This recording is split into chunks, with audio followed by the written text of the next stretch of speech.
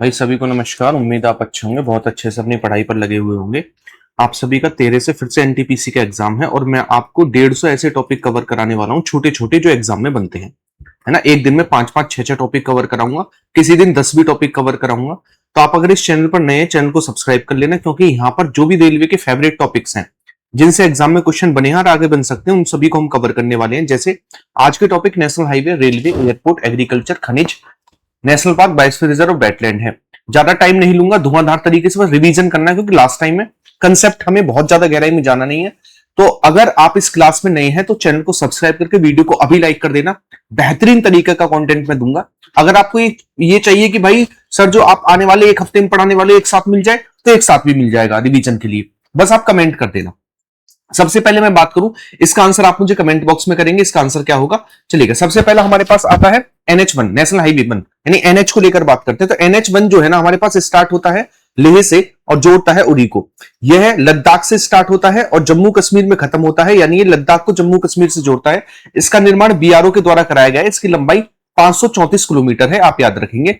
ठीक है, नेक्स्ट हमारे पास अगला नेशनल हाईवे आता है, इसका नाम है NH2। NH2 असम में शुरू होता है डिब्रूगढ़ से और तुईपांग मिजोरम में खत्म होता है। यह असम, नागालैंड, मणिपुर और मिजोरम से होकर गुजरता है। ये याद रखेंगे। भारत का सबसे पूर्वी NH है, जो कि लगभग लगभग म्यांमार से लगा हुआ है। अगला आता है NH3।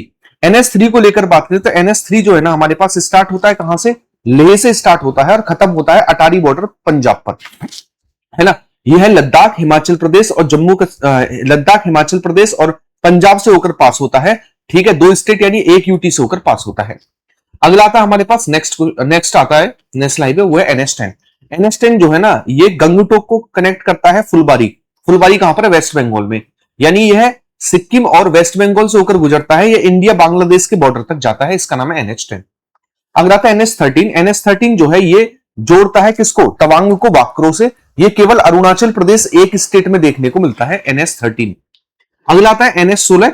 NH16 जो है ये कोलकाता को जोड़ता है, यहां पर चेन्नई से। यह है वेस्ट बंगाल, यह है उड़ीसा, यह है आंध्र प्रदेश और यह है जो है तमिलनाडु से होकर गुजरता है। इसी के तट पर कटक, मतलब इसी के सारे कटक, विशाखापट्टनम, है ना, ये सभी हमें देखने को मिलते हैं। और चेन्नई, ये सभी इसी के तट पर देखने को मिलते हैं। एक ऐसा नेशनल हाईवे है जो पूर्वी घाट के समांतर है, पूर्वी घाट के पैरेलल है। ये पूर्वी घाट है, इसके पैरेलल हमें देखने को मिलता है NH13, sorry NH16। NH19, NH19 Uttar Pradesh के आगरा को वेस्ट बंगाल के कोलकाता से कनेक्ट करता है। यह है उत्तर प्रदेश, बिहार, झारखंड और वेस्ट बंगाल से गुजरता है। इसकी लंबाई 1270 किलोमीटर है, आप याद रखिए। अगला क्वेश्चन चलेगा। अगर आप चाहते हैं मेरी तरह सेलेक्ट होना रेलवे में, तो आप जो है 4-5 स्टेपों को फॉलो करेंगे। एक 40 टॉपिक की PDF को रटेंगे, दूसरा 1 ईयर का करंट अफेयर, रेलवे में पूछे छोटे छोटे टॉपिक जैसे मैं कवर करा रहा हूं, NTPC के आधार पर एनालिसिस PDF और मेरे सेलेक्टेड नोट्स, है ना। आप कहीं से भी पढ़ें, किसी भी चैनल से, कहीं से भी, लेकिन अगर ये वाला पार्ट आप पढ़ के जाते हैं तो एक भरोसा मैं आपको दिलाता हूं कि आपका सिलेक्शन होगा, 100% होगा। क्योंकि जो मैंने एनालिसिस किया है, जो मैंने रेलवे को समझा है, जो एग्जाम पैटर्न को समझा, सेलेक्ट हूं, तो मुझे पता है किस तरीके का एग्जाम पैटर्न रहता है। तो एक हफ्ते के अंदर अंदर इस कंटेंट का रिवीजन आप करेंगे तो GS ही मेन है, CBT 2 हो चाहे CBT 1 हो। तो अगर सिलेक्शन रेलवे में लेना, खासतौर पर NTPC में, तो GS अच्छी करनी पड़ेगी। क्लियर है, चलिएगा। अगर मैं बात करूं किसको लेकर, NH30 को लेकर, ठीक है, NH30 को लेकर अगर मैं बात करूं तो NH30 हमारे पास आता है। और NH30 को लेकर खास बात क्या है, आप यहां से नोट्स ले लेना, ठीक है। NH30 को लेकर हम बात करें तो NH30 जो है ना, यहां पर एक जगह पड़ती है उत्तराखंड में जिसका नाम है सितारगंज, और यहां पर एक जगह पड़ती है हमारे पास आंध्र प्रदेश में जिसका नाम है विजयवाड़ा या फिर इब्राहिमपट्टनम। यह है उत्तराखंड, उत्तर प्रदेश, मध्य प्रदेश, छत्तीसगढ़, तेलंगाना और आंध्र प्रदेश से होकर गुजरता है। इसकी लंबाई 1984 किलोमीटर है। अगला NH आता है हमारे पास NH34।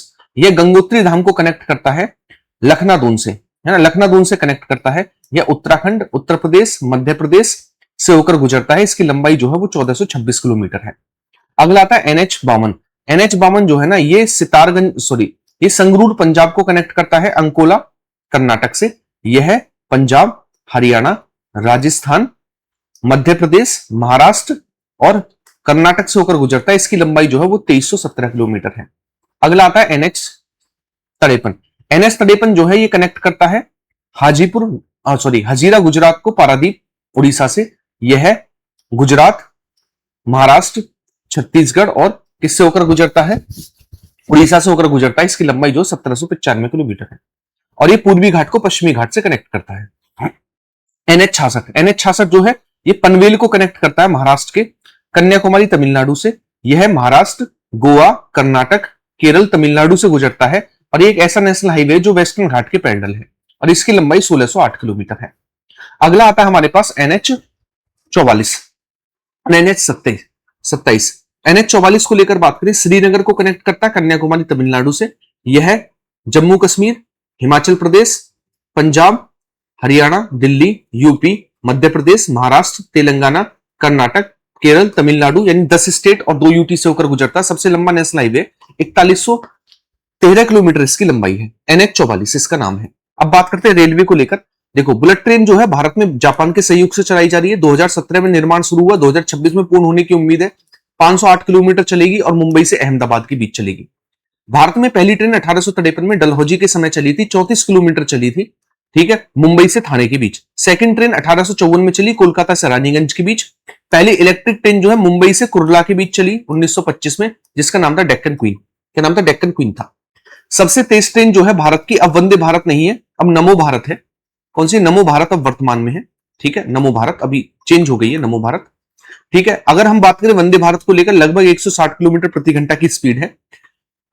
ट्रेन 18 कहा जाता था। 15 फरवरी 2019 को स्टार्टिंग हुई, चेन्नई से बेंगलोर के बीच पहली दक्षिण भारत में चलाई गई और इसका निर्माण इंट्रिकल कोच फैक्ट्री चेन्नई में होता है। कोंकण रेलवे जो है ना, ये वेस्टर्न घाट को काटकर बनाई गई है। ये रोहा महाराष्ट्र को मंगलोर कर्नाटक से कनेक्ट करती है। 736 किलोमीटर लंबाई है। 3 स्टेट महाराष्ट्र, कर्नाटक और गोवा से गुजरती है कोंकण रेलवे। अगर बात करें यूनेस्को में क्या क्या शामिल है, new Jalpaiguri Darjeeling railway, Nilgiri railway, Konkan railway, कालका शिमला मेल और छत्रपति शिवाजी टर्मिनल, ये यूनेस्को में शामिल है। भारत की सबसे लंबी मेट्रो जो है वो है दिल्ली मेट्रो। सबसे पहली मेट्रो चलाई गई अक्टूबर 1984 में वेस्ट बंगाल में। पहली महिला ट्रेन ड्राइवर सुरेखा यादव। सबसे लंबा प्लेटफॉर्म हुबली कर्नाटक का है। स्वतंत्र भारत का पहला रेल बजट जॉन मैथाई ने प्रस्तुत किया था। पहली वाटर मेट्रो कोच्चि में चलाई गई केरल में 2023 में। अंडर वाटर मेट्रो 2024 में कोलकाता में चलाई गई हुगली नदी के नीचे। अब बात करें किसको लेकर, रेलवे हेडक्वार्टर को लेकर, तो दिल्ली में नदर्न रेलवे का, सदर्न रेलवे का चेन्नई है, ईस्टर्न का कोलकाता है और वेस्टर्न का मुंबई है। उत्तर मध्य का प्रयागराज है, पश्चिम मध्य का जबलपुर है, दक्षिण मध्य का सिकंदराबाद है और पूर्व मध्य का हाजीपुर है। इसके अलावा नॉर्थ वेस्ट का हमारे पास जयपुर है, साउथ वेस्ट का हुबली कर्नाटक है। इसके अलावा साउथ ईस्ट का हमारे पास कोलकाता है और नॉर्थ ईस्ट का हमारे पास गोरखपुर है। इसके अलावा मैं बात करूं किसको लेकर, और को लेकर, जैसे उत्तर पूर्व मध्य रेलवे, ये वाला ये है बिलासपुर में, आप याद रखेंगे। सेंट्रल रेलवे का मुंबई है, ये भी आप याद रखेंगे। कोलकाता मेट्रो का कोलकाता है। पूर्वी तटीय रेलवे का भुवनेश्वर है। दक्षिणी तटीय रेलवे का विशाखापट्टनम है। सीमांत रेलवे का गुवाहाटी है और कोंकण रेलवे का हेडक्वार्टर जो मुंबई है। ये सारे के सारे हेडक्वार्टर एग्जाम में बनते हैं।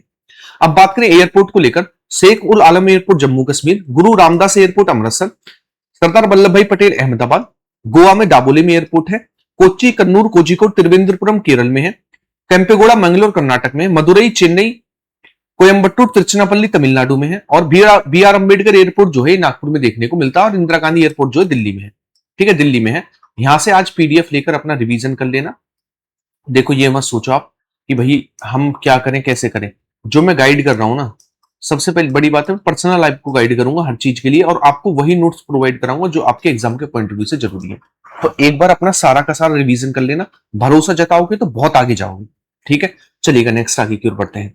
अगला चौधरी चरण सिंह एयरपोर्ट लखनऊ में है। लाल बहादुर शास्त्री हमें देखने को मिलता है कहां पर, बनारस में। बीजू पटनायक उड़ीसा में है। नेताजी सुभाष चंद्र बोस वेस्ट बंगाल में है। जयप्रकाश नारायण और गया एयरपोर्ट जो है बिहार में है।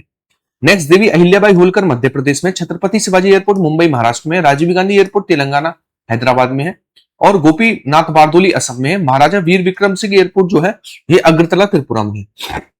अब बात करें एग्रीकल्चर को लेकर, भारत में हरित क्रांति को लेकर बात करें तो भारत में जो हरित क्रांति आती है वो, इसमें हरित क्रांति में हाइब्रिड बीजों का यूज किया गया, उर्वरकों का यूज किया गया। पूरे विश्व में हरित क्रांति यूएसए कनाडा में आई 1960 में आती है, ठीक है ना। पूरे विश्व में हरित क्रांति का जन्म डॉक्टर नॉर्मन बोरलॉग को कहा जाता है, जिनको शांति में नोबेल पुरस्कार मिला। भारत में हरित क्रांति 1966-67 में आती है एम एस स्वामीनाथन के संयोग से, जिन्हें भारत में हरित क्रांति का जनक बोला जाता है।